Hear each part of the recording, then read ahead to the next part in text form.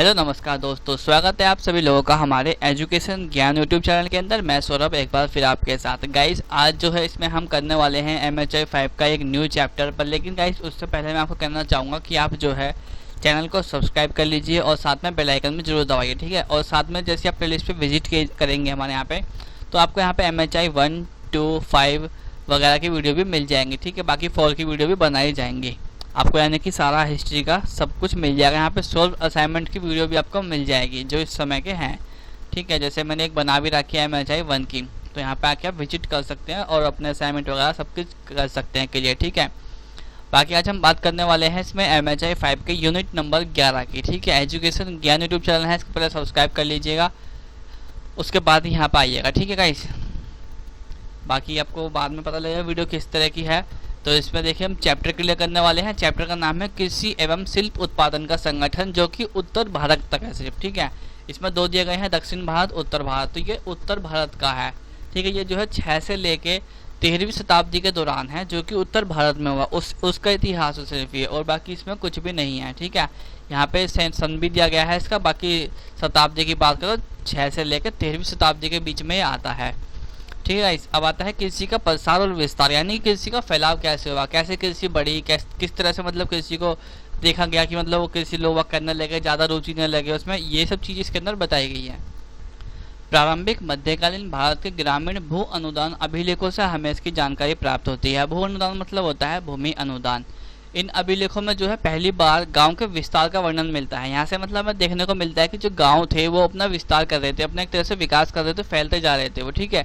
अब जैसे जैसे गांव फैलते चले गए, उनको कृषि की जरूरत पड़ी, यानी खाने पीने की जरूरत उनकी बढ़ती चली गई, और इस तरह क्या हुआ कि साथ साथ में कृषि का भी विस्तार होता गया और कृषि की गतिशीलता का भी हमें यहाँ पे जिक्र मिलता है। साथ साथ में जो है भू अनुदान ने मध्य भारत, उड़ीसा, पूर्वी बंगाल में कृषि के विस्तार में महत्वपूर्ण भूमिका निभाई, ठीक है। भू अनुदान ने यहाँ जो है काफ़ी हद तक अपनी भूमिका निभाई है, बल्कि हम ये भी कह सकते हैं कि पूरी तरह से एक तरह से इसके ऊपर ही डिपेंड है ये पूरा टॉपिक हमारा कृषि वाला, ठीक है।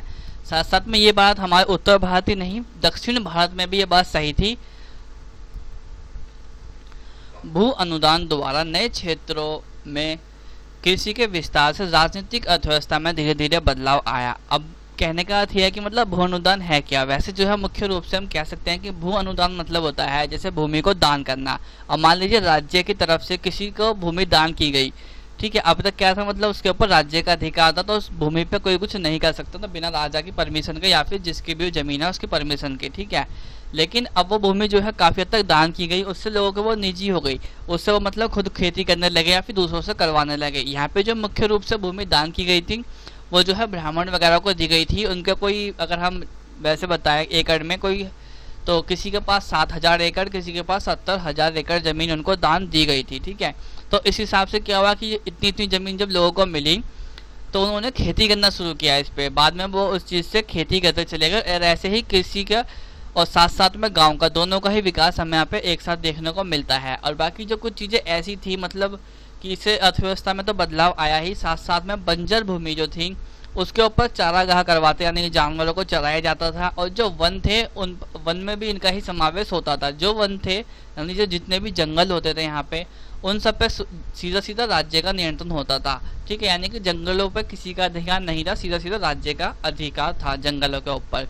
और जब धीमे धीमे गाँव बनते जा रहे थे और कृषि का विस्तार हो रहा था, जब अधिक टिकाऊ वस्तु जैसे कि पत्थर ले लीजिए या फिर तांबा, यानी कि लकड़ी वगैरह जो है वो ख़राब हो जाती है, इसलिए उसको हटा दिया गया।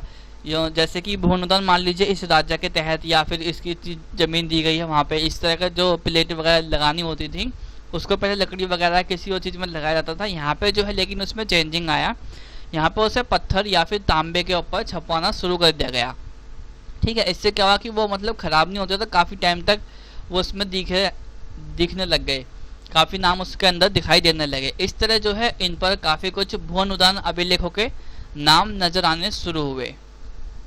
तो इस तरीके से जो है कृषि का विस्तार करने का प्रयास किया गया।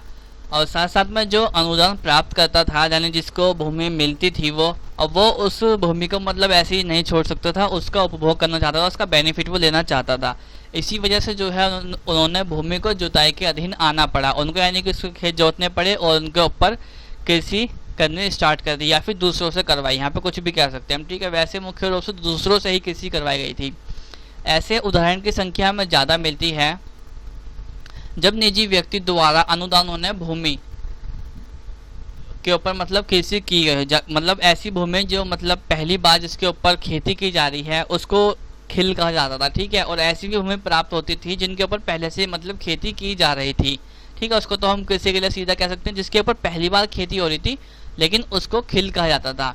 पर फिर भी जुताई की ओर ध्यान दिया गया, यानी कि उसको मतलब और अच्छे तरीके से किया गया।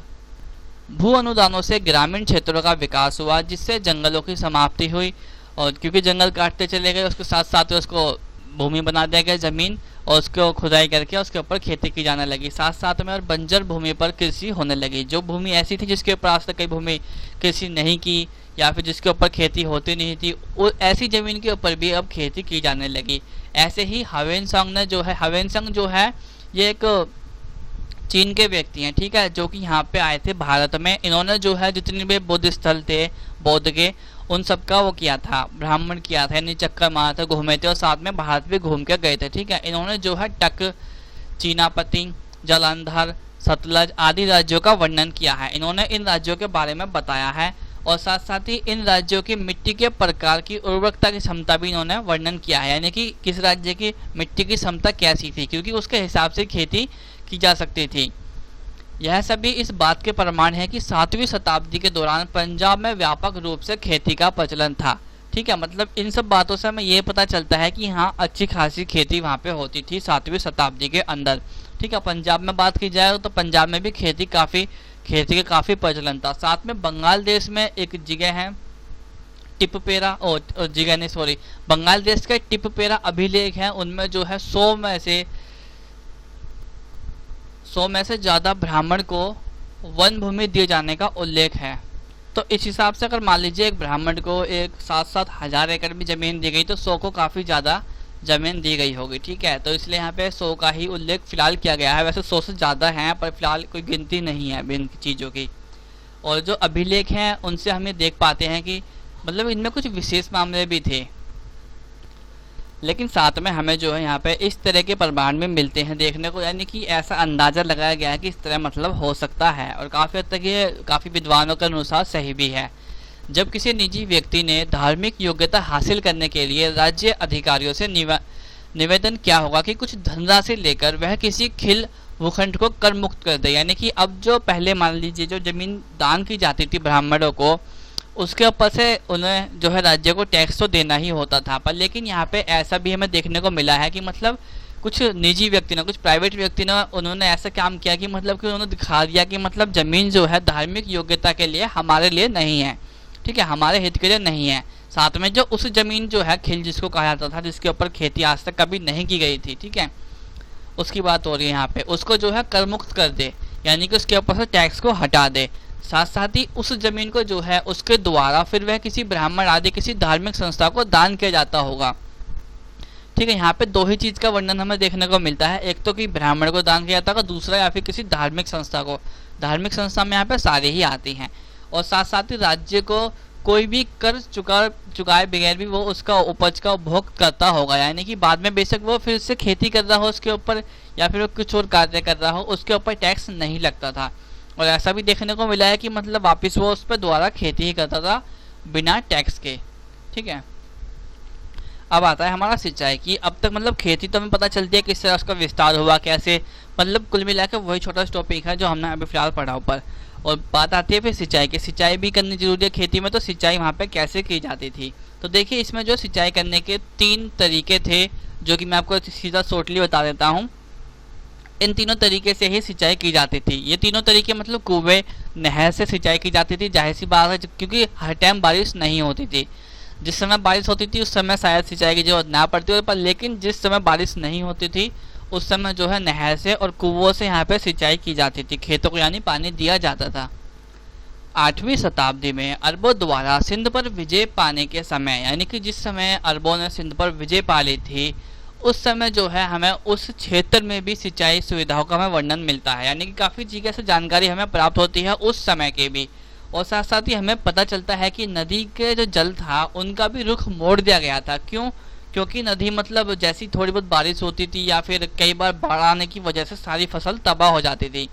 ठीक है, अब क्या हुआ कि मतलब यहाँ पे खुद नदी नाले भी बनवाए गए राज्य की तरफ से। ठीक है, अब उससे क्या हुआ कि जो बारिश का पानी था उसको एक तरह से सेव किया गया, हम कह सकते हैं, या फिर नदी नालों का जो पानी था उसको बचाया गया, और साथ साथ जितनी बाढ़ आती थी उसको कंट्रोल में लाया जा सका। ठीक है, साथ ही अब जो है कुओं पर अरघट्टा लगाया गया, और साथ साथ में इस प्रक्रिया को हम 3 तरीके से समझ सकते हैं। नदी नाले का तो आपको बिल्कुल हम नाला नहीं नदी कहेंगे सीधा, नदी का तो सीधा वही तरीका है, मतलब नदी से पानी काट के जो रिसाव किया जाता था पानी का उस तरह से लगाना खेतों में। पर लेकिन ये जो है इसमें कुएं का काफ़ी इंपॉर्टेंट दिया गया है पूरी बुक में, इसमें इस चैप्टर में मतलब पूरा कुएं का ही दिया गया है।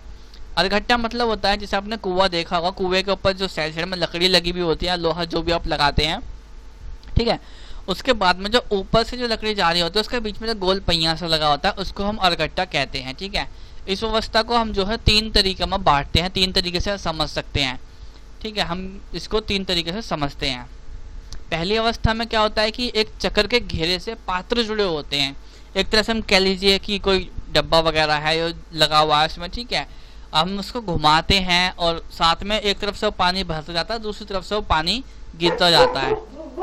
तो इस अवस्था में हम कह सकते हैं एक तरफ एक चक्र होता था यानी गोल पहिया सा, उसमें कुछ पात्र लगाए जाते थे जिससे मतलब जैसे ही पहिया को घुमाया जाता था एक साइड से उसमें पानी भरता था और दूसरी साइड वो पानी को बिखेरता था, उलटता था। इसे हम काफ़ी तरह से बना सकते हैं इस मशीन को या फिर इस यंत्र को। ठीक है, और इस तरह से मतलब पानी दिया जाता था, पर लेकिन इसमें काफ़ी कम पानी निकल के आता था। और साथ साथ ही ये तंत्र की जो है यंत्र की पहली अवस्था है। ठीक है, जिसे अंग्रेजी में जो है नौरिया व्यवस्था कहते हैं या फिर नौरिया कहते हैं।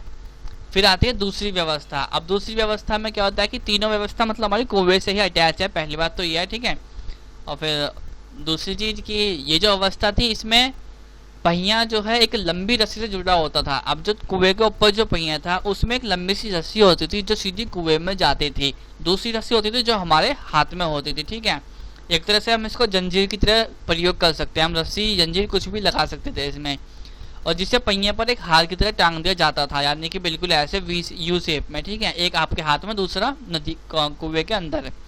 इस पात्र को जो है हम पात्रमाला कहते हैं, इसको हम पात्रमाला कहते हैं।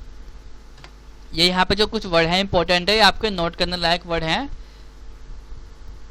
अब जो है जल चक्र को किसी कुएं पर उपयुक्त ऊंचाई पर रखा जा रहा था। जल चक्र जाहिर सी बात है वही है, उसको काफी ऊंचाई पर रखा जाता था। तो लटकता हुआ जो पात्रमाला थी उसके तले वाले पात्र यानी जो सबसे नीचे तला होता था, जो भी आप बाल्टी बांधते हैं उसमें कुछ भी बांधते हैं, उसको जो है कुएं के जल में डुबा दिया जाता था और साथ में चक्र को घुमाया जाता था रस्सी को खींच के या फिर जंजीर जो भी आप ऐसे खींच के जो है अब इससे पानी बाहर निकाल सकते थे और उससे हम पानी बाहर पलट सकते थे, जिससे पानी वो कुएं में उसमें हमारे खेतों में जा सकता था। इससे क्या हुआ मतलब ये दूसरा इसका पॉइंट था जो कि सक्सेसफुल रहा था इनका। ठीक है, सफलतापूर्वक इसका प्रयोग करना संभव था। अब आता है तीसरा पॉइंट। अब जो कुएं थे, कुएं के ऊपर जो अरघट्टा लगा हुआ था, जो गोल पहिया था, इसको अरघट्टा कहते हैं। ठीक है, ये जो है हाथों द्वारा खींचा जाता था या फिर पैरों द्वारा खींचा जाता था, यानी कि शारीरिक श्रम से खींचा जाता था। ये हाथ और पैर से मतलब क्या है कि जैसे हम एक जगह खड़े होकर हाथ से खींच रहे हैं, लेकिन पैर से क्या है कि हम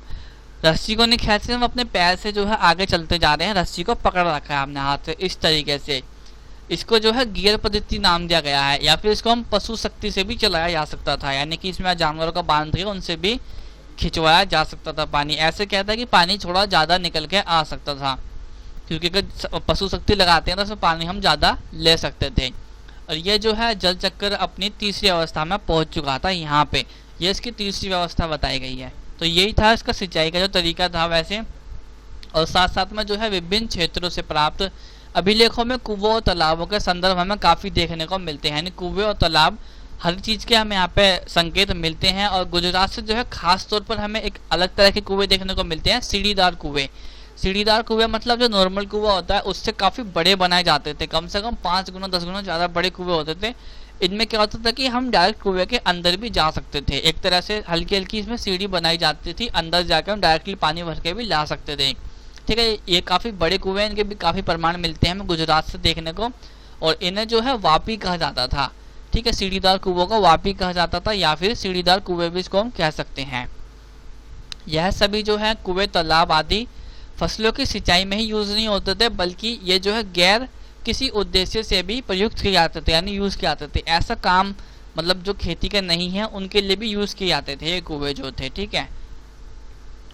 साहित्य और पुरालेखों स्रोतों की जानकारी के अनुसार जो है प्रारंभिक मध्यकालीन उत्तर भारत में बड़ी संख्या में फसलें उगाई जाती थी। यहाँ पे काफ़ी तरह की फसलें उगाई जाती थी। इस काल में जो प्रधान फसल थी, यानी कि जो सबसे ज़्यादा उगाई जाती थी, वो थी गेहूँ, जौ और चावल की अनेक किस्म, यानी चावल अनेक किस्म के अनेक तरीके के चावल यहाँ पे उगाए जाते थे। साथ साथ में इस काल की प्रधान जो फसलें थी, ठीक है, इस काल की जो प्रधान फसलें थी, इसमें जो है गेहूँ, जो चावल, ये सब तो हम उगाते ही थे। साथ में कोदो, चीना और रागी जैसे मोटे अनाज उगाते थे। ये गेहूँ जैसे होता है, चीना, रागी वगैरह, ठीक है, ये सब मोटे अनाज थे जो उगाए जाते थे। और अनेक प्रकार की दालें भी यहाँ पे उगाई जाती थी, काफ़ी प्रकार की, ठीक है। और साथ साथ में जो है इनके अलावा तिलहन, जैसे कि तिल हो गया, सरसों हो गई और आरंडी आदि, ये सब तिलहन में उगाए जाते थे। और नकदी फसल की खेती की जाती थी। इसके अतिरिक्त यहाँ पे जो है केसर, गन्ना, पान, सुपारी, कपास, अलसी, सन, नील, नारियल और पुंगीफली, ठीक है, पुंगीफल जो है यहाँ पे उगाया जाता था। ये सब चीज़ें यहाँ पे उगाई जाते थे। साथ साथ में यहाँ पे सब्जियाँ और मसालों की खेती भी की जाती थी, यानी कि हम सब चीज़ यहाँ पे उगाई जाती थी जो आज के टाइम में लगभग उगाई जा रही हैं। यहाँ पे जो है फल आहार का एक महत्वपूर्ण हिस्सा था, यानी कि फल भी, यहाँ फ्रूट्स भी अच्छे खासे उगाए जाते थे। इस काल में जो है बरसाती चावल की खेती का उल्लेख हमें अच्छा खासा मिलता है, ठीक है, बरसाती चावल जो कि काफ़ी अच्छी इनकी खेती होती थी। यहाँ पे इतना नहीं है, यहाँ पे जो है चावल का सबसे ज़्यादा वर्णन हमें देखने को मिलता है कि चावल मतलब सबसे ज़्यादा उगाए जाते थे। ह्वेनसोंग जो है फिर यहाँ पे अपने मतलब उनके अनुसार कहना है कि उत्तर पश्चिम भारत में जो है अनेक प्रकार के चावल की किस्म उगाई जाती थी। जुआन वर्णन करता है कि उत्तर और उत्तर पश्चिमी भारत में अनेक भागों में एक छोटी फसल के रूप में उच्च भूमि में चावल उगाया जाता था, यानी कि चावल एक ऐसी फसल थी जो मतलब हर जगह यहाँ पे उगाई जाती थी उत्तर भारत में, हम कह सकते हैं, ठीक है। साथ साथ ही जालंधर, कौसाम्बी आदि कपास की खेती बुंदेलखंड और मालवा में होती थी और बंगाल में भी दिखाई देती थी। ये सब चीज़ें जो है हमें यहाँ बुंदेलखंड और मालवा में भी दिखाई देती हैं। उत्तर भारत के उत्तर पश्चिमी में गंधार और कश्मीर से लेकर राजस्थान, मालवा, बुंदेलखंड, उत्तर प्रदेश, बिहार और प्रारंभिक मध्यकालीन में जो है हमें गन्ना उत्पादन के प्रमाण जो है अनेक साहित्य स्रोतों, देसी और विदेशी दोनों ही स्रोतों से हमें इनकी जानकारी प्राप्त होती है कि मतलब यहाँ पे गन्ना भी उगाया जाता था। यहाँ पे साथ में जो है केसर का उत्पादन उत्तर पश्चिमी क्षेत्र में काफ़ी पहले से ही काफ़ी मतलब अच्छा यहाँ पे था, यानी कि यहाँ केसर की भी खेती की जाती थी, ठीक है। और अब आता है पूर्वी भारत के क्षेत्र में चावल की प्रधानता दिखाई देती है, ठीक है, जैसे हमने बताया उत्तर और पूर्वी दोनों में ही चावल की प्रधानता दिखाई देती है। साथ में जो है मोटे अनाज यानी कि बाजरा आदि भी यहाँ पे उगाए जाते थे। इनके मतलब बाजरा अनाज के विषय में भी कुछ नहीं कहा जा सकता। बाजरा वगैरह जो था इसके बारे में कुछ कहा नहीं जा सकता अभी कि मतलब ये कंफर्म नहीं है कि उगाया था नहीं उगाया था, लेकिन मगध जो है चावल की उम्दा किस्म के लिए प्रसिद्ध था। सबसे बेस्ट क्वालिटी के चावल थे वो मगध में मिलते थे। साथ में पड़ोस में वैशाली, मगध के पड़ोस में यह वैशाली उसी काल में अपने आम और केले के लिए मशहूर था, ठीक है, अपने आम और केले के उद्यानों के लिए काफ़ी मशहूर था। वैशाली में जो है आम और केले काफ़ी ज़्यादा उगाए जाते थे, इससे ये पता चलता है। फिर आता है हमारा शिल्प उत्पादन। वैसे देखिए काफ़ी इंपॉर्टेंट नहीं है, आप यहाँ पे चैप्टर छोड़ सकते हैं, पर लेकिन कहीं ना कहीं पॉइंट बन जाता है, थोड़ा सा ही बचा है वैसे, ठीक है, इसलिए हम देख लेते हैं इसको एक बार। शिल्प उत्पादन क्या होता है? देखिए वो काम जो मतलब खेती में नहीं आता और साथ साथ में इसमें काफ़ी सारे काम आते हैं शिल्प उत्पादन में। ग्रामीण शिल्पकार, ग्रामीण मतलब कौन? गाँव के लोग। ऐसे जो शिल्पकार वो होते हैं, शिल्पकार वो होते हैं जो काम करते हैं, ठीक है, जो शिल्प उत्पादन करते हैं उसको हम शिल्पकार कहते हैं, ठीक है। ग्रामीण शिल्पकार और उनके ग्रामीण ग्राहकों के बीच विशिष्ट संबंध था, ठीक है, ये ग्राहक है। विशिष्ट मतलब है कि मतलब इनके बीच में स्पेशल संबंध था, जिसको जो है जजमानी व्यवस्था कहा गया है, ठीक है, जजमानी व्यवस्था उसको कहा गया। जो शिल्पकार थे और उनके जो गांव के लोग थे, ग्राहक थे, उनके बीच में काफ़ी अच्छा संबंध था, उसको जजमानी व्यवस्था कहा गया है। शिल्प उत्पादन को जो है हम लोहा कर्म से शुरू करते हैं। लोहा कर्म मतलब लोहे के काम से शुरू करते हैं, यानी कि इसमें जो है सबसे पहले लोहे के काम को इंक्लूड किया गया है, लेकिन हमें इसकी बहुत अच्छी जानकारी प्राप्त नहीं है। लेकिन इसका वर्णन जो है लोहारों, पश्चिमी भारतीय गांव के फसल के समय अपना हिस्सा लेते हुए देखा गया है। जैसे कि लेखा पद्धति में भी इसका जिक्र आया है इन चीज़ों का, शिल्प उत्पादों का, या फिर उत्तर भारत में किसी जंगल बस्ती में ग्रामीण समाज की सीमा में भी हमें इसका जिक्र देखने को मिलता है। और जैसा कि हर्ष चरित्र में भी इसका वर्णन हमें देखने को मिला है। ठीक है, धातु कर्म यानी कि धातु का काम करने वाला व्यक्ति, उसको हम धातु कर्म कहते हैं। जैसे मान लीजिए मैं लोहे काम करता हूँ या फिर तांबा पीतल चांदी सोना, किसी का धातु कर्म हम इसको कहेंगे, धातु को काम करने वाला। ठीक है, धातु कर्म के व्यापक पैमाने और उच्च कुशलता के कारण उड़ीसा के मंदिरों में लकड़ी की कड़ियों का बिल्कुल प्रयोग होना लुप्त हो चला था। क्यों? क्योंकि अब जो है पहले लकड़ी की जो कड़ियाँ लगाई जाती थी जैसे मकानों में लगती हैं, ठीक है, वो सब पहले लगाई जाती थी। अब लेकिन लोहा आने के बाद वो लकड़ी का कड़ी जो थी वो बिल्कुल लगनी खत्म हो गई वहाँ से। क्यों? क्योंकि इसी को हम शिल्प उत्पादन कहते हैं। एक तरीके से मतलब दर्शाया है, उड़ीसा के मंदिर में एग्जाम्पल दिया है। लोहा जो है शिल्पकारों का संकेत विदेशों में भारतीय तलवार की प्रसिद्धि से मिलता है। साथ में बात की जाए लोहे में, तो लोहे में जो है भारतीय तलवार काफ़ी प्रसिद्ध थी, जो कि विदेशों में भी इनकी डिमांड थी। ठीक है, इसका एक जो सबसे ज़्यादा बिकने वाली तलवार थी वो थी बेल बूटेदार फालों वाली तलवार। ठीक है, ये काफ़ी प्रसिद्ध तलवार थी जिसको हम बेल बूटेदार फालों वाली तलवार कहते हैं। इस तलवार की मांग जो है हर जगह पे थी। ये भारतीय तलवार थी जो कि विदेशों में भी सेल होती थी, बिक्री होती थी यानी कि। पश्चिमी भारत में हमें कुछ शिल्पकला के पास जो है खेत होने का उल्लेख मिलता है। जो कोई शिल्पकार हैं उनके पास खेत होने का भी जिक्र हमें मिलता है। और साथ में आगे बात की जाए उत्तर भारत में, तो उत्तर भारत में जो है सोने का एक प्रमुख स्रोत था, यानी कि उत्तर भारत सोने का प्रमुख स्रोत था। सोना यहाँ पे काफ़ी ज़्यादा मात्रा में मिलता था। यहाँ पे नदियाँ जो थी, नदियों द्वारा जो है सोना बहाकर लाने वाली रेत थी, उनसे सोना छान के निकाला जाता। नदियों से यानी काफ़ी सोना यहाँ प्राप्त होता था उत्तर भारत में। ठीक है, साथ साथ ही इस संबंध में जो है सिंध नदी सबसे प्रमुख थी। सिंध नदी में से सोना निकाला जाता था। 11वीं शताब्दी में जो है सिंध नदी से सोना कैसे प्राप्त किया जाता था, इसका वर्णन जो है अल बिरूनी की किताब में हमें देखने को मिलता है। और साथ में बात की जाए तांबे की, तो नेपाल जो है तांबे का एक महत्वपूर्ण स्रोत था, यानी कि तांबा नेपाल से प्राप्त होता था। पत्थर, मिट्टी और लकड़ी अनेक ऐसी महत्वपूर्ण शिल्पकला के लिए सामग्री प्रदान करते थे। जैसे कि पत्थर से हम ईंट निर्माण करते हैं, मिट्टी से करते हैं हम बढ़ाईगिरी, और सॉरी मिट्टी से हम करते हैं कुम्हारगिरी, लकड़ी से करते हैं बढ़ाईगिरी। इस तरीके से यहाँ दर्शाया गया है। ठीक है, और गैर कृषि अर्थव्यवस्था का एक प्रमुख स्रोत था नमक। जो लोग कृषि नहीं करते थे तो इसको भी हम शिल्प उत्पादन में ही लाते हैं वैसे। ठीक है, नमक उत्पादन यानी कि नमक की काफ़ी डिमांड है, जैसे कि दूर दूर तक इसको बेचा जाता था, ये आपको पता ही होगा। नमक नदी से प्राप्त होता है और नमक पश्चिमी एवं पूर्वी के तटीय इलाकों में समुद्री जल से बनाया जाता था। यह राजस्थान में सांभर झील से प्राप्त किया जाता था। नमक के गड्ढों के में प्रमाण मिलते हैं और इसे दूर दूर तक बेचा भी जाता था। ठीक है, तो जाहिर सी बात है। अब आता है शिल्प उत्पादन का संगठन। इसके संगठन में क्या है? 6वीं-7वीं शताब्दी तक ग्रामीण शिल्प उत्पादन की मूल इकाई शिल्पकार एवं उनका परिवार होता था। अब जो शिल्पकार थे, मतलब संगठन से क्या मतलब है? अब हमने ये तो पढ़ लिया कि मतलब कि शिल्प उत्पादन होता क्या है, संगठन से क्या मतलब है। लेकिन उसका संगठन से मतलब ये है कि गांव में अनेक शिल्पियाँ होती थी जो कि काम करते थे। जैसे कि कुम्हार हो गया, बुनकर हो गया, कोई बुनने वाला, लोहार हो गया, बढ़ाई हो गया, तेली हो गया। ये क्या था? ये संगठन था, एक तरह से संगठन ही कहेंगे इसको हम। ठीक है, तो इनका हमें काफ़ी जिक्र मिलता है। इनमें से जो है कुछ समूह के साथ जो है अछूत जैसा व्यवहार किया जाता था, यानी कि जो जूते वगैरह बनाते थे, ठीक है, उनके साथ अछूत जैसा व्यवहार भी किया जाता था। जाति व्यवस्था हम यहाँ पे कह सकते हैं सीधे तौर पे। यह जो है शिल्पी गांव से बाहर रहते थे। जिनके साथ अछूतों जैसा व्यवहार किया जाता था वो लोग गांव से बाहर रहा करते थे। और अल बिरूनी ने के अनुसार जो है अछूत शिल्पकारों का एक ऐसा समूह था जो बस्ती से दूर रहता था।